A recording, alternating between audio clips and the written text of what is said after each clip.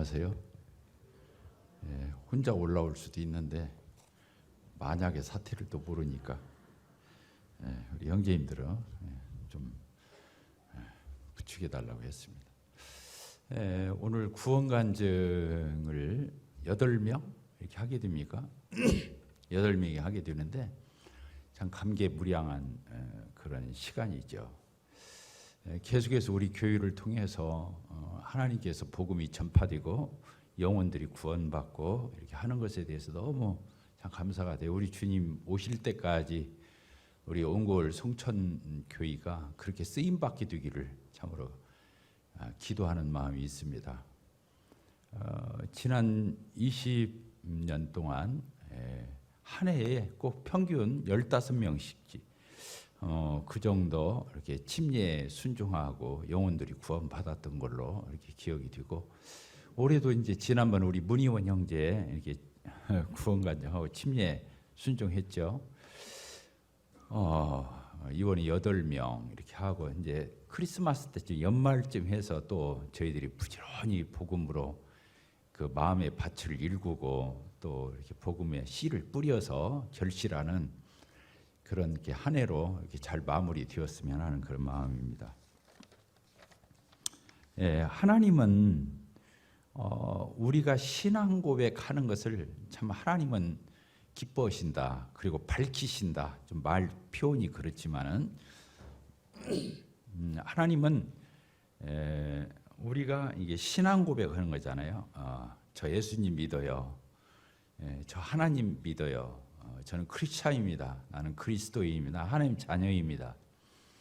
저는 예배하는 사람입니다. 이렇게 우리의 신앙 고백을 하나님은 기다리고 계시고 그걸 기뻐하시고 참 그걸 바라고 계시는, 언제 그렇게 하나 이렇게 보시면서 하나님은 그런 것을 이렇게 기뻐 받으신다. 그걸 영광이라고 그러죠. 하나님 우리의 신앙 고백을 통해서 하나님 기뻐하시잖아요. 그게 영광을 돌리는 거예요.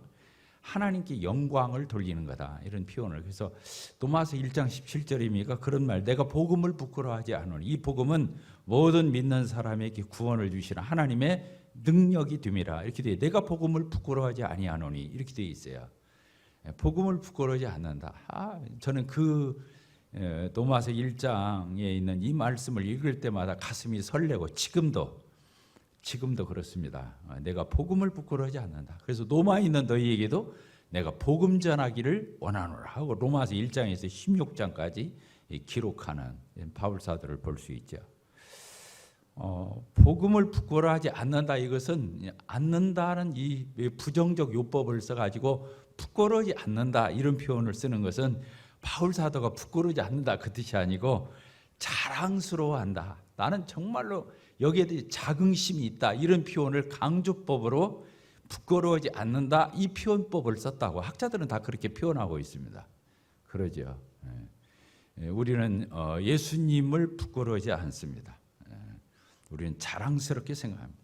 하나님 천지를 창조하시고 참 이 만유를 주관하시는 그 하나님을 우리가 아버지로 섬기는 그 예배하는 우리 예배자가 된 우리가 하나님을 이렇게 많은 사람들 앞에 세상 앞에서 그분에 대해서 우리가 신앙을 고백하는 거 하나님은 기다리시는 거죠. 기다리시는 거예요. 저놈이 어떻게 하나 많은 사람 앞에서 머리 숙이고 기도하고 밥 먹는 거, 이게 하나님께 영광 돌리는 거거든요. 많은 사람이 보든 말든 내가 하나님 앞에 정숙하게 작게라도 기도하고 숟가락을 드는 거, 이거 사람들이 식당에서 볼 거 아니겠어요? 일 보라고 하는 건 아니에요. 그러나 하나님은 사람들 앞에서 개의치 않고 하나님 앞에 머리를 숙여서 기도할 때 하나님은 그걸 보시는 거거든요. 그 마음을 보고 그 태도를 보고 하나님 기뻐하시는 그 영광을 취하시는 거죠. 우리가 복음을 전할 때도 그렇습니다. 내가 복음을 부끄러워하지 않는다. 예수 그리스도를 부끄러워하지 않는다. 하나님을 내가 부끄러워하지 않는다. 교회를 부끄러워하지 않는다. 거꾸로 바꾸면 자랑한다. 이런 뜻이죠. 고린도전서 1장입니까? 너무 저희가 좋아하는 구절이에요. 우리 교회를 다니면서 조금 많은 사람들이 오해를 해요. 세상적으로 조금 인정해 줄 만한데 인정을 안 해. 우리 교회의 특징입니다. 마음이 조금 속이 상할 수 있어요. 세상적인 것도 좀 알아주고 인정해주고 칭찬도 좀 해주고 좀 그래야 되는데 우리는 입을 싹 씻거든요. 미안합니다. 돈이 있든 많이 배웠든 세상에 내놓을 만한 명함이 있어도 우리 교회는 그거 안 알아줍니다. 마음이 상할 수 있어요. 그러면 그 사람은 자기 믿음을 점검해 봐야 돼요. 그건 유치한 거예요. 그건 냄새 나는 거예요. 그건 세속적인 거예요. 교회 안에는 그런 것들이 들으면 안 돼요. 세상과 교회의 경계선이 없는 거예요. 그 정도로 예의잖아. 이렇게 생각할 수 있지만 교회는 그렇게 하는 데가 아니라고 하는 거예요. 교회는 오로지 우리 주님만이 드러나시고 우리 주님만이 자랑이 되고 우리 주님만이 머리가 되시고 우리 주님만이 중심이 되시는 우리 주님이 전교이 되시는 이게 교회라고 하는 거. 이런 부분을 우리가 마음에 적어도 교회가 그런 자존심을 갖지 않아야만 세상으로 흘러 떠내려가요. 오늘날 교회가 왜 세상으로부터 지탄을 받고 손가락질을 받고 그렇게 모독을 당합니까? 교회가 선한 간증을 바라고 교회를 보면 사람들이 숙연해지고 그리스도인을 보면 함부로 행동하지 못하는 이런 거룩성이 우리에게 없다고 하는 것은 부끄러운 것이라는 것을 우리가 알아야 됩니다. 고린도서 1장에 있는 말씀을 제가 읽어보겠습니다. 이렇게 되겠습니다.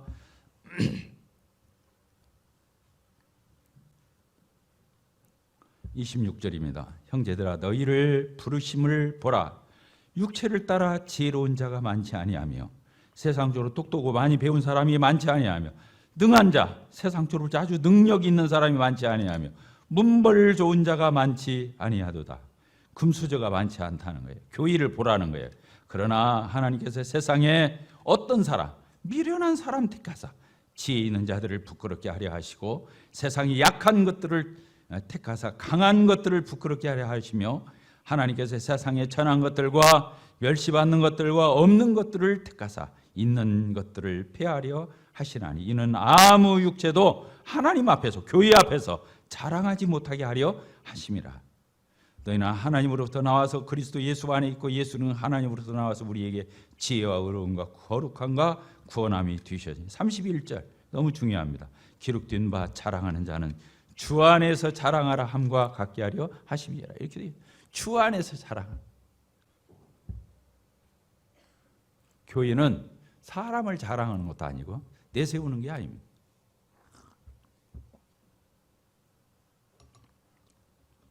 교회는 주님을 자랑하는 것입니다. 이것 빠지면 시체야. 교회는 시체가 되는 아무것도 아닌 거예요. 주님 자랑하는 우리 모두가 될 수 있게 되기를 바랍니다.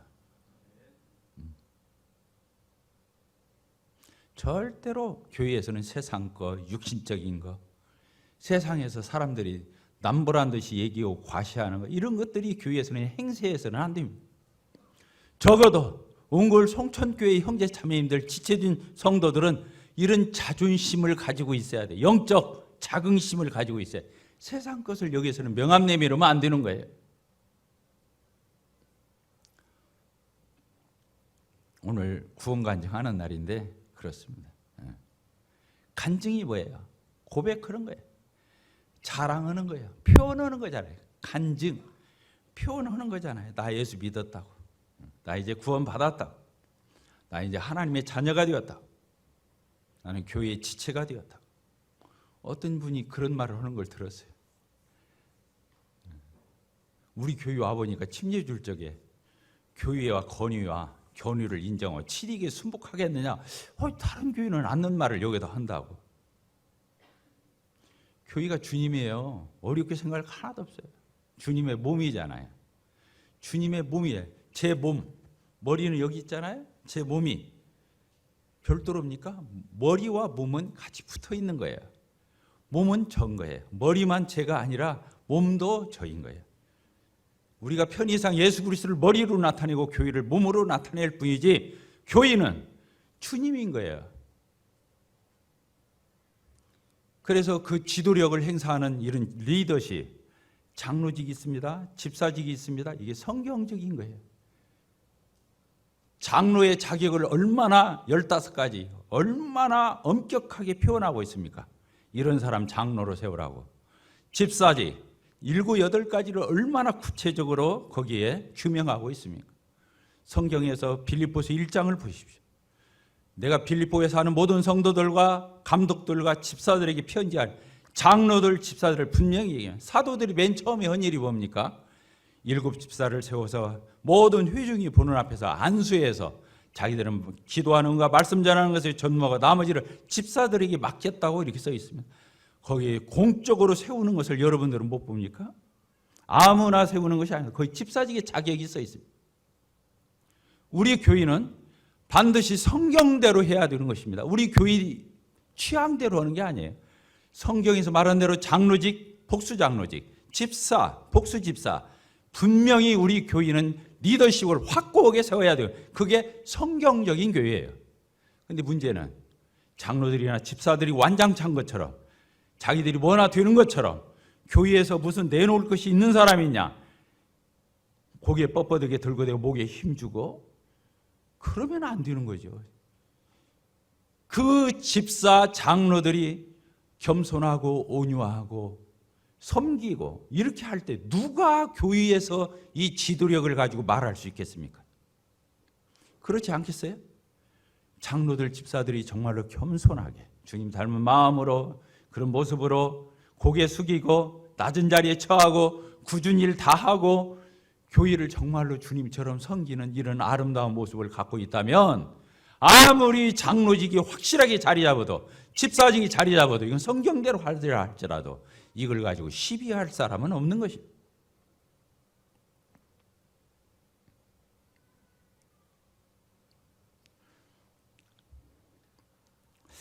그렇습니다. 그래서 이제 저희 교회에서 하고 있는 이런 모든 것들이 그렇게 물어봐야 돼요. 성경적이냐 이렇게 물어봐요. 왜 다른 모임은 않는데 여기 교회는 하냐 이렇게 물어보면 안 되는 거예요. 성경에 어디에 있냐 이렇게 물어봐야 돼. 우리 교회는 브레드린을 추구하는 게 아니에요. 우리는 세상의 어떤 독자적인 옹골 송천교회를 추구하는 게 아니에요.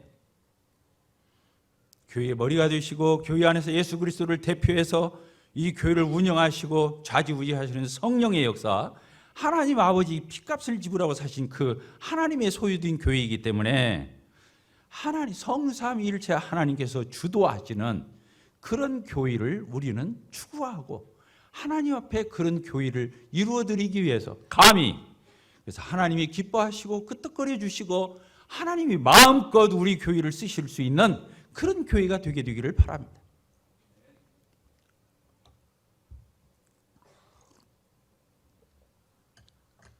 우리 로마서 10장을 이렇게 보도록 하겠습니다.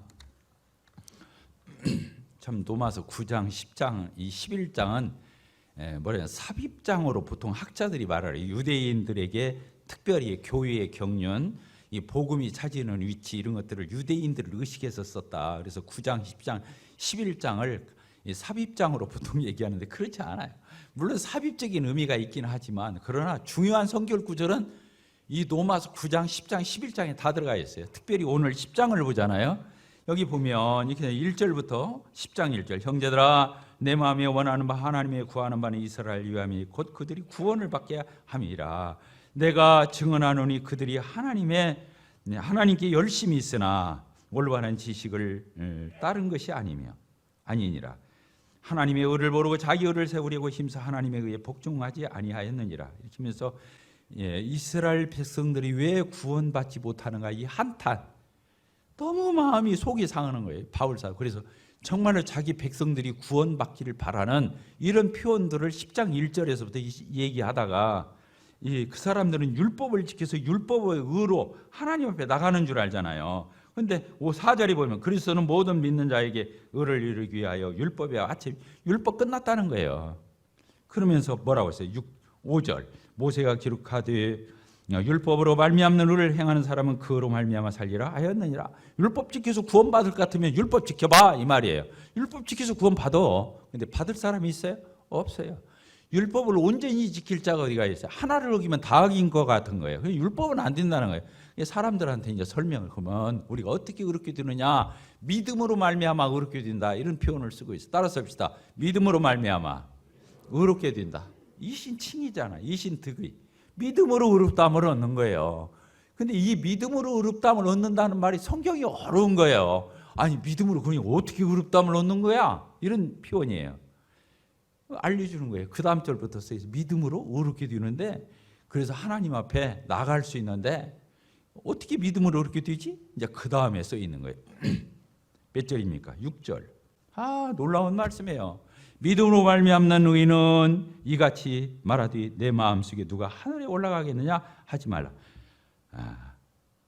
하나 올라가겠느냐 하면 말라 하나 올라가겠느냐 하면 그리스도를 모셔 내리는 것이요 혹은 누가 무저갱이 내려가겠느냐 하지 말라. 내려가겠느냐 하면 그리스도를 죽은 자 가운데 모셔. 그러니까 믿음으로 말미암아 의롭게 되는데 많은 사람들이 오해하는가? 예수님이 계신 저 하늘에 우리를 올라가서 뭘 어떻게 해야 의롭게 되나? 이렇게 돼요. 예수님을 저 음부에게서 막 예수님 만나러 음부에까지 끌어올려서 그렇게 돼야 뭐 의롭게 되나? 웃기는 소리 하지 말아라 그래요. 올라가는 것도 아니고 내려가는 것도 아니고 아무것도 아니다는 거예요. 그 다음 절에 해답이 써 있어요. 뭐라고 써 있습니까? 믿음으로 말미암는 의가 이렇게 써 있어요. 8절. 성경이요 어려운 것 같으면서도 쉬워요. 뭐라고 써 있습니까? 그러면 무엇을 말하느냐? 믿음으로 의롭게 된다는 게 도대체 뭐냐? 여기 써 있어요. 말씀이 네게 가까워 네 입에 있으며 네 마음이 있다 했으니 곧 우리가 전파하는 믿음의 말씀, 복음의 말씀이니라. 이렇게 돼요. 복음을 전할 때, 자 저를 보세요. 믿음으로 말미암는 의가 뭐냐? 복음을 전해줄 때 그 복음이 내 귀에 들려요. 그 내 마음에 깨달아져요. 내 마음에 받아들여져요. 이 말씀이 귀에 들어와가지고 어디까지 내려가냐면 네 마음에까지 내려가는 거예요. 그 복음의 진리의 말씀이 내 귀로 들어와가지고 내 마음속 저기 안에 복음의 말씀이 딱 들어오는 거예요. 그걸 뭐라고 한다고요? 믿음이라고 하는 거예요. 그 복음이 들어왔을 때 네가 그 마음이 네 마음 가운데 그 복음이 들어와서 네 마음에 있을 때 그것을 마음에 믿었다 그런 뜻을 쓰는 거라는 거예요. 이해가 되십니까? 그때 어떻게 되는 거라고요? 하나님이 너 의로워 이렇게 해주는 거라는 거예요. 따르십니다. 너 의로워. 하나님의 법정적인 선언이에요. 너는 영원히 의로워 이 뜻이에요. 너는 영원히 의로워. 이렇게 말씀해 주고 복음이 뭐예요? 복음의 말씀이 뭐예요? 예수 그리스도께서 내 죄를 위해서 죽으셨다가 나를 의롭게 하기 위해서 다시 부활하신 십자가에 죽은 것이 연약해서 취약해서 무능력해서 죽은 게 아니라 이 세상에 마귀가 들여온 이 모든 죄를 다 파하고 단번에 영원히 속죄한 이 놀라운 사실을 증거하는 거 이거잖아요. 십자가에 죽으신과 부활을 증거하는 것이 바로 예수 증거하는 거잖아요. 예수님을 뭘로 증거해요? 예수님이 오신 핵심이 뭐예요? 십자가에 우리 주를 위해서 죽으시고 우리를 의롭다 하시기 위해서 부활하시. 그게 뭐냐? 어디에 써 있어요? 여기 어디에 써 있죠?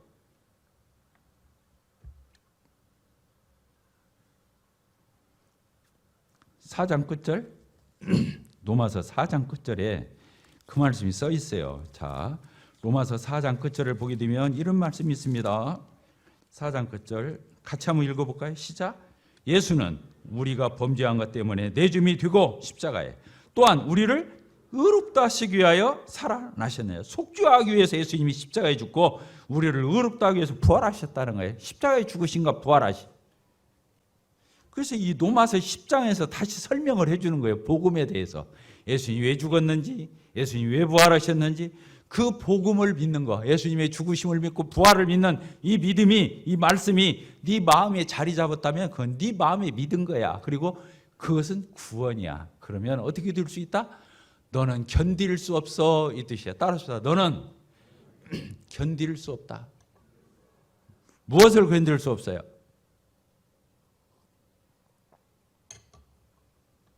자랑하고 싶어서 못 견디는 거예요. 예수님이 나 위해서 죽으시고 나 위해서 부활하신 이 사실을 진짜 깨닫고 믿은 사람은 입이 근이근이어서, 근이근이란 전라도 말이에요.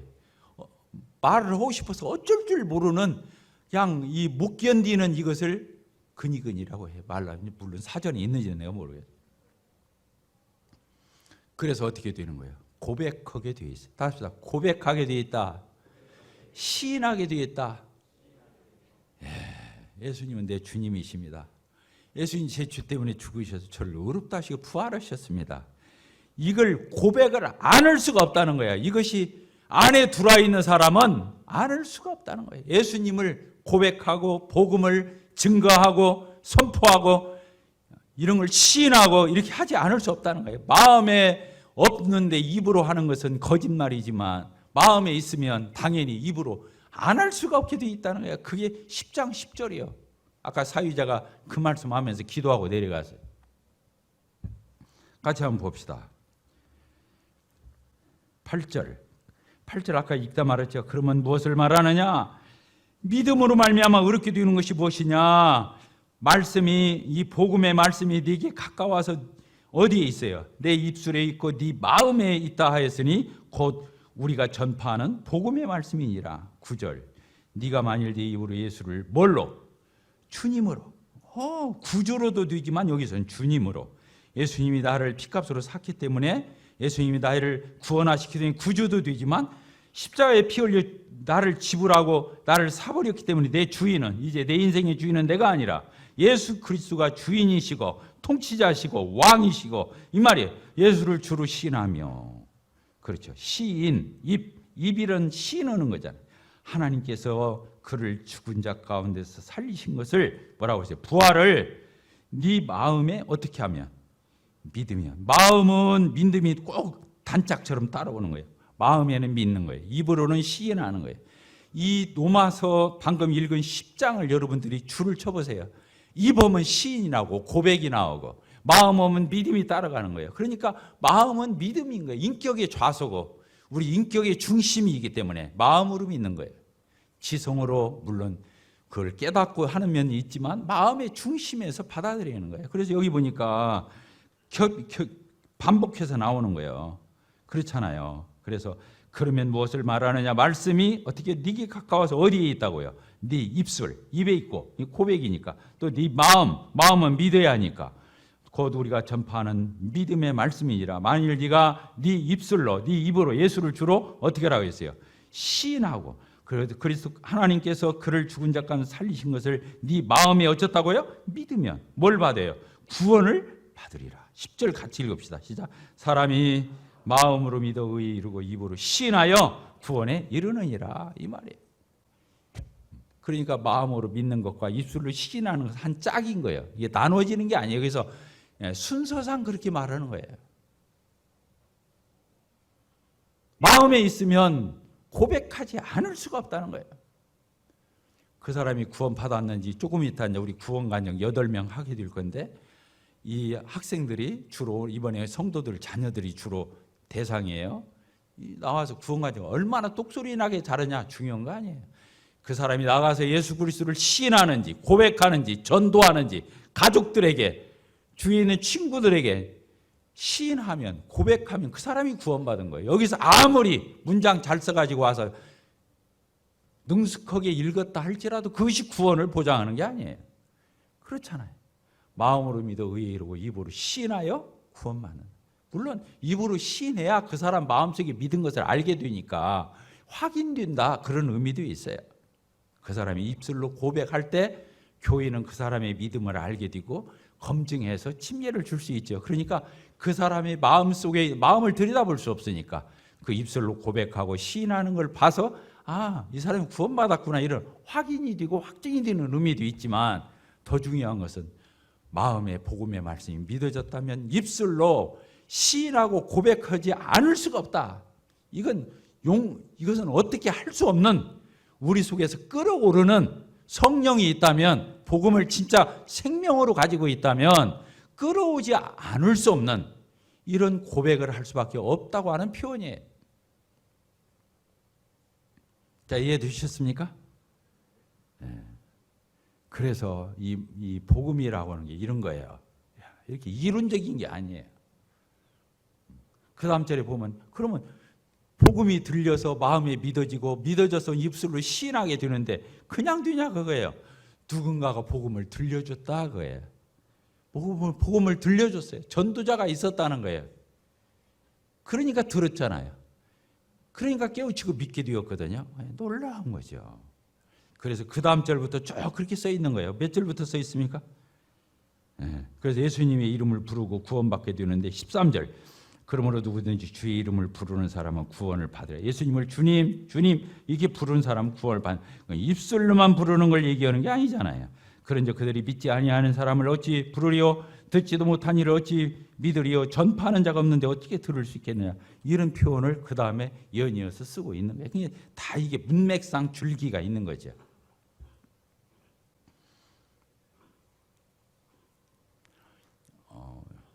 저부터 반성 많이 해야 돼.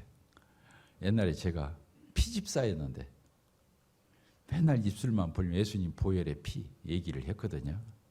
지금 그렇게 못해요. 내가 반성하고 회개해야 돼.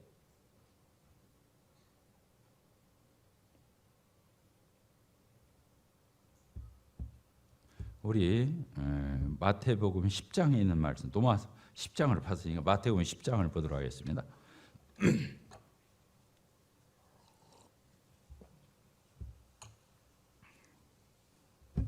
우리 같이 한번 읽겠습니다. 32절, 33절. 같이 읽겠습니다. 시작. 누구든지 사람 앞에서 나를 시인하면 나도 하늘에 계신 내 아버지 앞에서 그를 시인할 것이요. 누구든지 사람 앞에서 나를 부인하면 나도 하늘에 계신 내 아버지 앞에서 그를 부인하리라. 똑 떨어지죠? 고백이 이런 거예요. 사람들 앞에서 예수님 말하는 게 부끄러워. 그러면 예수님도 하나님 아버지 앞에서 그 사람 부끄러워하겠다는 거예요. 사람들 앞에서 예수님을 시인하면 나도 그 사람을 하나님 앞에서 하나님 맞아요. 이 사람 나 영접했어요. 이렇게 말해주겠다는 거예요. 구원의 가장 확실한 표징이 뭡니까? 사람들 앞에서, 세상 앞에서 분명히 말하는 거예요. 분명히 고백하는 거예요. 분명히 시인하는 거예요. 이 이상 확실한 증거는 없어요. 무섭잖아요? 여러분들 여기 소심해서 내성적이어서 세상에 나가서 그렇게 우리가 예수 안 믿는 척하고 그냥 그저 그렇게 섞여서 살고 그 사람들 비유나 안 건너려고 하고 그런 게 있다면 예수님도 그렇게 하시겠다는 거예요. 하나님 아버지 앞에서 내가 그 사람 그렇게 하겠다는 거예요.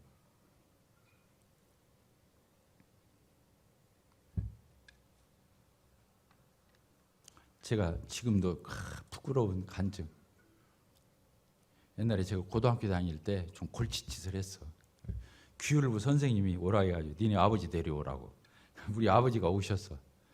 이제 그래서 교문에서 이제 옛날에 수의가 있었잖아요. 교문에서 연락이 와서 제가 갔어. 그때 우리 아버지가 오셨더라고. 근데 막 잠바 차림에 그냥 어디 그냥 뭐 하시다 오셨는지는 모르지만 그냥 집에서 그냥 하던 모습 그대로 오고 오셨더라고. 아이고 창피해가지고 지나가는 선생님, 체육 선생님이 저분이 니네 아버지시냐? 그리고 물어보더라고요. 그래서 아니에요, 우리 유삼촌이에요. 그랬어. 우리 아버지가 너무 남루하게 하고 하더라고. 우리 아버지라고 말하기엔 너무 창피한 거야. 지금도 내 가슴이 아파. 그때 그렇게 말한 것이. 근데 우리 아버지는 혹시 그랬을 때 내가 하나님 아버지와 예수 그리스도를 부끄러우면 되겠습니까? 그러죠? 얼마나 자랑스러워요. 하나님이 인간이 되어. 그분이 인간이 되실 분이냐고. 인간이 되어 오셔서 우리와 같이 똑같이 되셔서 우리가 경험하는 거 다 겪으시고 진짜 최후를 마음 가지시고 우리 죄를 위해서 죽으시고 놀라우신 거잖아요. 근데 그 하나님이 인간이 되어서 나를 살렸는데 내가 하나님이신 그분을 부끄러우면 되겠냐고요. 한 구절 읽고 마치더라고요. 히브리서 2장을 읽고 마치겠습니다. 히브리서